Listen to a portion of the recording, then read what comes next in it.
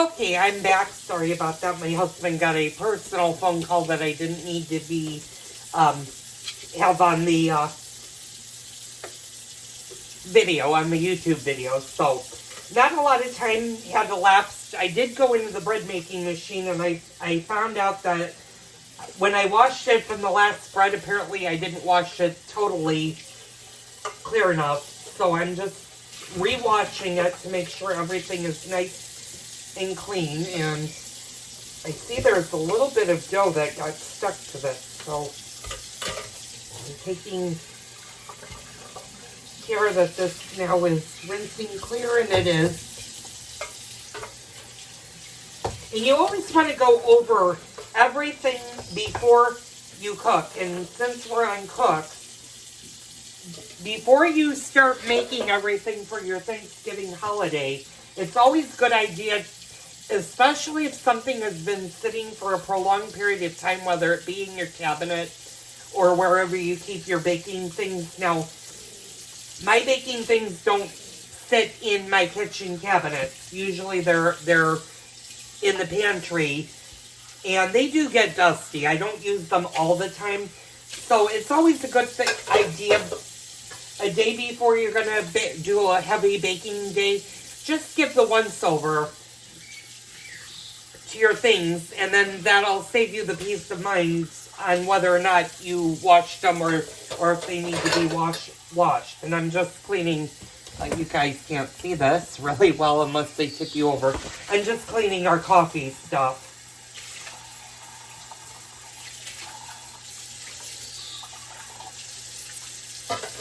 And my groomer did such an amazing job with Ice. As a matter of fact, she does 4 of my dogs. She does Ice, Shadow is my Pomeranian, and then my 2 little multi-poos. Or my multi-poo, and then my multi-poo Wawa. My baby girl. She does theirs. And those that are wondering how Shadow is doing, she's continuing to get her strength back. She is walking more, and she is definitely now eating the canned food. So she's doing much, much better than she was.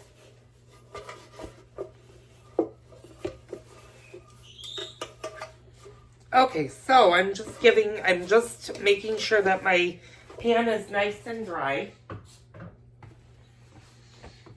And I'm going to do the once-over for the paddle. The paddle gets a little bit dirty sometimes.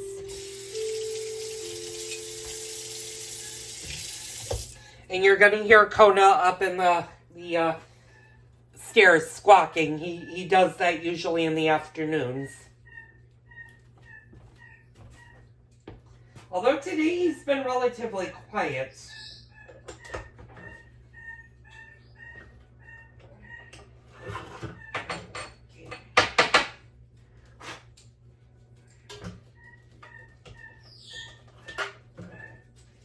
Okay, so this portion of the video is going to go relatively quick because, like I said, the bread maker does all of the work. I'm just going to add all of the ingredients in the order that they're listed. So, for the first ingredient is 1 1/4 cups of whole milk. So we're going to pour that into the bread making machine. And I'm going to put the milk on the side because I may need that. Unsalted room temperature, 2½ tablespoons.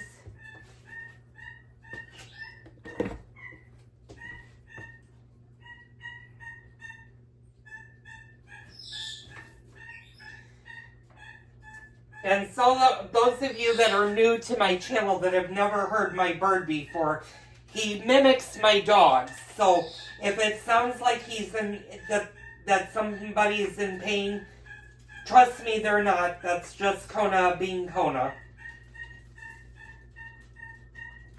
That's one way he gets attention and drives me up a wall at the same time. So, and again, when you are working with butter in a bread making machine, it's just good to cut the butter into 1/2-inch pieces.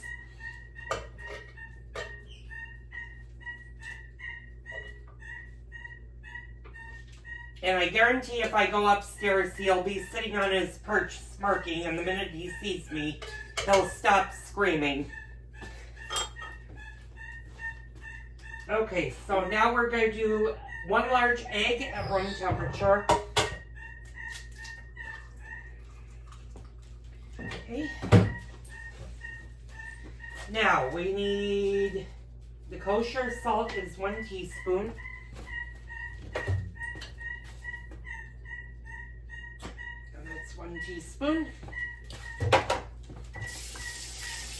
And I'm just going to rinse a little bit of the egg off of my hands. Okay, and then we need the granulated sugar is 1.5 tablespoons. So let me grab my sugar. Let me move you guys so you guys can actually see me, that I'm not blocked away. So I'm going to grab my sugar and my flour. Now this uses all-purpose flour and not bread flour. But I might change it this time and see what happens if I use 4 cups of bread flour. I think I'm going to do the bread flour this time.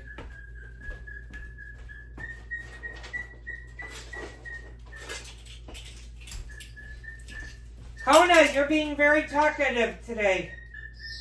So we need 1.5 teaspoons of granulated sugar.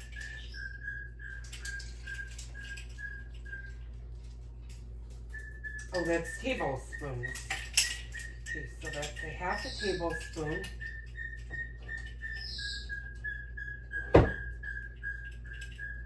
That's 1/2 tablespoon, and then we need 1 full tablespoon.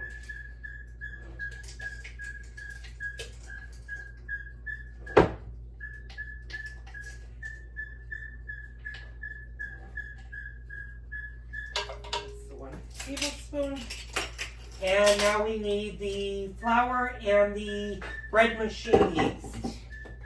So we need 4 cups of unbleached all-purpose flour is what it says. We're going to try it with the bread flour today. Although this recipe I may not want to change. You know what? We're going to use the all-purpose like it says too. That way there's no... We know that this recipe is tried and true and will work fully. So I'm going to move you guys over here. I got my trusty knife. Okay,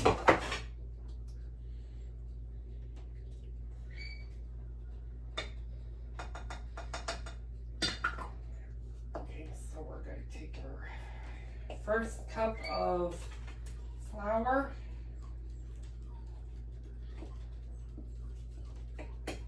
That's 1 cup.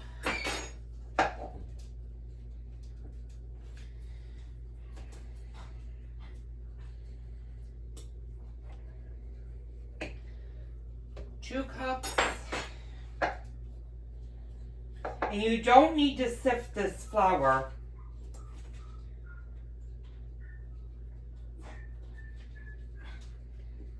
There's 3 cups.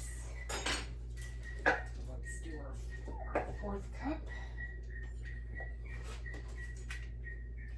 And I am loving my new canister set. They just make things so much easier, and that's cup number 4. Okay, put that off to the side. And again, we're going to do our cinnamon swirl with our raisins in a little bit, though. We're not going to do that right away. And then I need 2 teaspoons of bread machine yeast. And I've been having really good results with the bread yeast versus the active dry, but you can use either or. It says you can use the active dry instant or the bread machine yeast. And that's 2 teaspoons. So we're going to take care.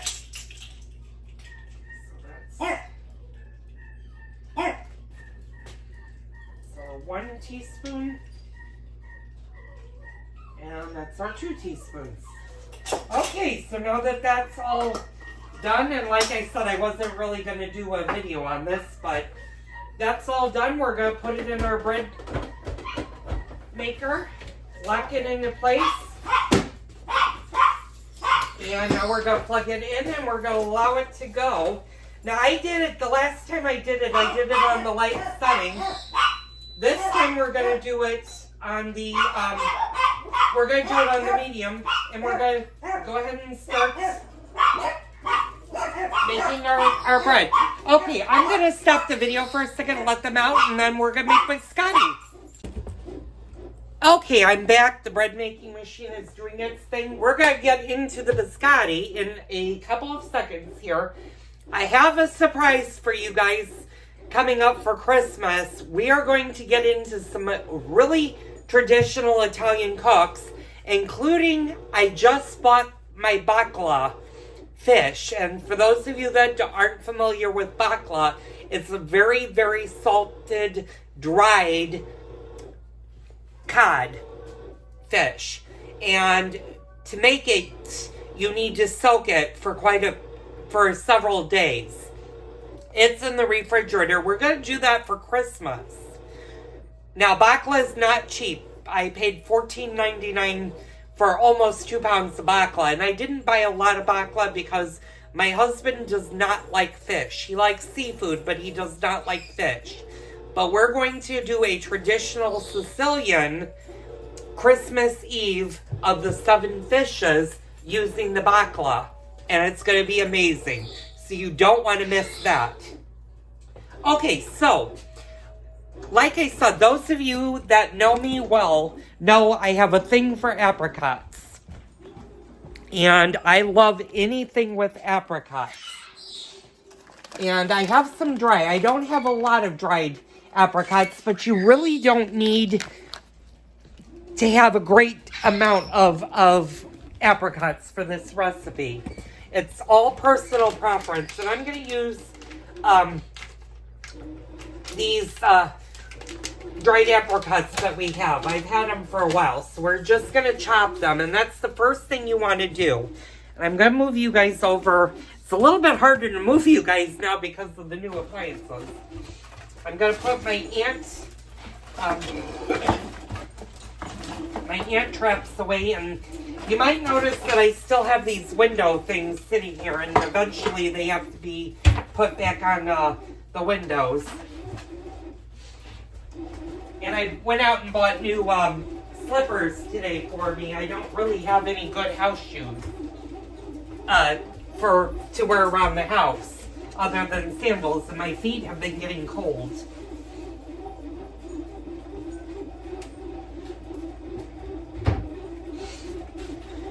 So I'm just going to get myself set up here. And I got my little cutting board.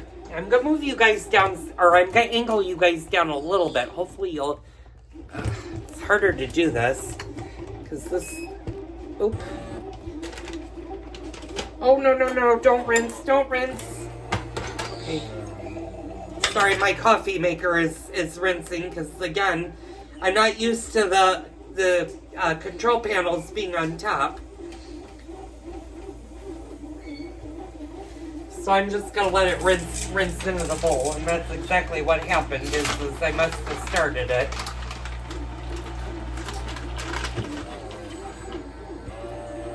So this should be enough apricots for this biscotti.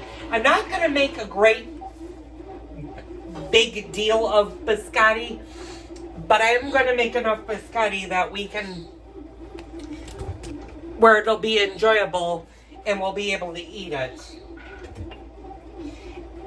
And how you cut it is up to you, but I like to do just little pieces of apricot. I think I'm going to keep this plate since it's in the sink. Come on, Icy.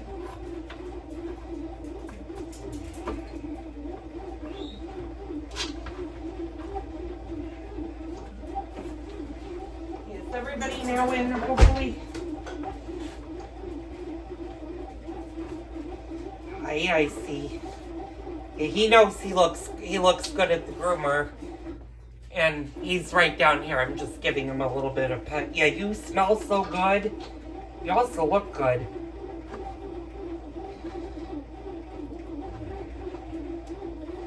So I hope everybody is having a great holiday season. I know the holidays are upon us, and I'm like panicking because I've got to get the house ready for Christmas. I haven't started decorating for the holidays. I had one nice lady that asked me a couple of days ago if I ever was going to do a day in my life. And I said I probably wouldn't because my days are so busy now that, plus it would be really, I'll be honest with you, it would be really boring to see what goes on in my life. But I might do a holiday, decorating for the holidays for you guys, which would be a little bit different. Speaking of which, we have not done a gardening with Joel in a while, so I may do one of those videos maybe this weekend. I know tomorrow I have to help out a little bit at the pantry. They're getting their turkeys for their gift baskets, and I told the owner I would help her load the turkeys in the refrigerator system at the pantry. So hopefully we'll be doing that tomorrow.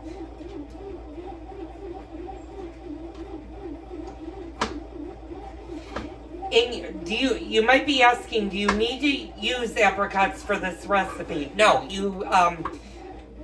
Biscottis come a lot of different ways. Traditional is with nuts. Sometimes they have almonds. Sometimes they have a hazelnut. You can make a chocolate biscotti. You can make, like I said, you can make fruit biscotti. You can make an anise biscotti. It's really, really up to you on what you want to do with your biscotti. And like I said, I'm just doing little chunks, and I'll show you guys here in a few minutes. I'm getting down to my last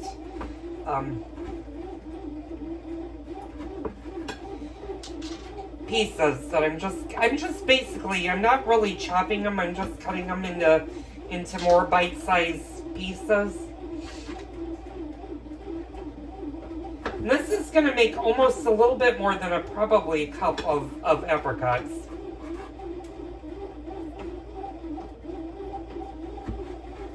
And I remember as a little kid when my grandmother used to make anything apricot associated, she had to keep me away from the kitchen because as fast as she'd take the apricots out, I'd be shoving them in my mouth. Matter of fact, when I was probably 10 or 11, she was getting ready to make an apricot cake, and my grandfather told me that morning I could have the apricots while I ate the entire bag on her. And she went to make the cake, and she asked where her apricots were, and I pled the fifth, but she knew I had eaten her apricots, and she happened to have hidden another bag, so that would, when I ate them, she still had apricots. So my apricots are over here, and like I said, I just have them in sort of like bite size. You can always, if they're too big, you can always cut them a little bit smaller for taste. So now that that's done,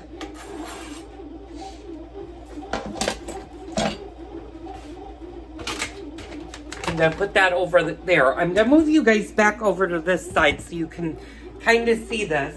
Now, I have two books on the stove that you'll notice. And they both have biscotti recipes. But the Joy of Cooking's biscotti recipe calls for an ingredient that I really don't have. And the King Arthur has the more traditional biscotti. And I think we're going to use